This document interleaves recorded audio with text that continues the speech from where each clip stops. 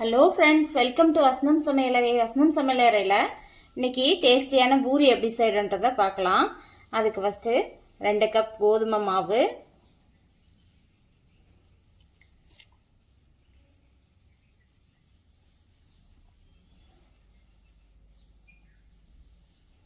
ரெண்டு கப் போட்டுக்கோங்க.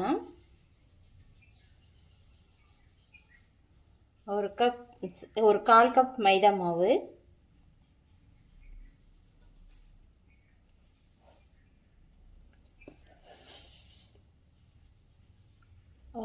ஒரு சின்ன ஸ்பூனில் 1 ஸ்பூன் ரவை,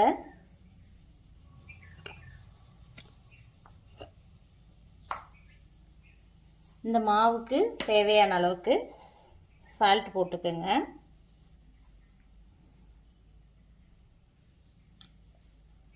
சால்ட்டு போட்டு அதை மிக்ஸ் பண்ணி விடுங்க. நல்லா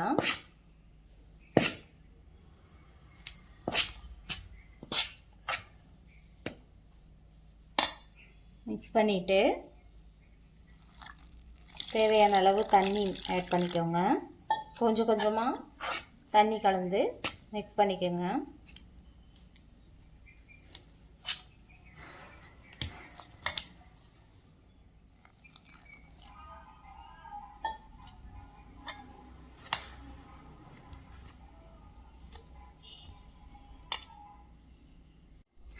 இப்போ நல்லா இந்த மாதிரி ஒரு கெட்டி பதமாக மாவு பிசைஞ்சுக்கோங்க. ஓரளவுக்கு பாருங்க, நல்லா இந்த மாதிரி கெட்டி பதமாக பிசைஞ்சுக்கோங்க.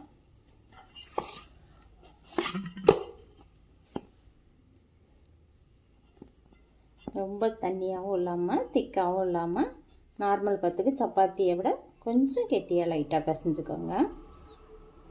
இப்போ இந்த மாவு ஒரு 10 நிமிஷம் அப்படியே இருக்கட்டும். 1/2 hour ஊறிடுச்சு. இந்த சப்பாத்தி மாவை எடுத்து இந்த மாதிரி உருண்டையாக ஒரு திரட்டி வச்சுக்கோங்க. இப்போ இதில் இந்த மாதிரி இதில் லைட்டாக மாவு தூவி விட்டுட்டு இப்போ இதை கல்லில் வச்சு திரட்டி எடுத்துக்கலாம். இப்போ இந்த மாதிரி எல்லா இதையும் திரட்டிட்டோம். இதோட திக்னஸ் பாருங்கள், ரொம்ப பெருசாகவும் உருட்ட வேணாம், ரொம்ப லேசாகவும் உருட்ட வேணாம்.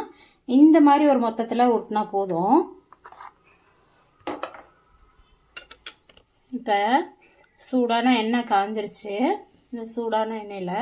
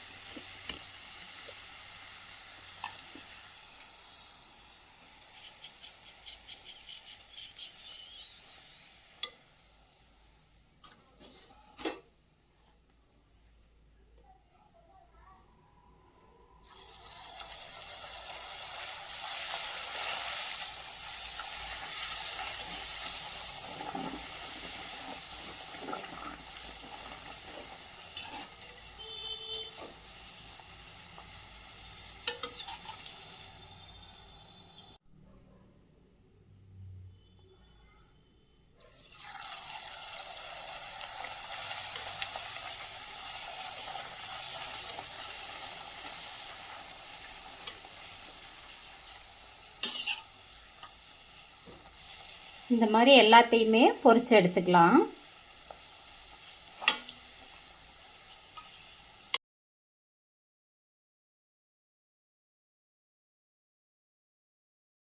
டேஸ்டான பூரி ரெடி ஆயிடுச்சு. மசாலாவோட வச்சு சர்வ் பண்ணி சாப்பிடுங்க. இந்த வசந்தம் சமையலறை பிடிச்சிருந்தா லைக் பண்ணுங்கள், ஷேர் பண்ணுங்கள், சப்ஸ்கிரைப் பண்ணுங்கள். தேங்க்யூ.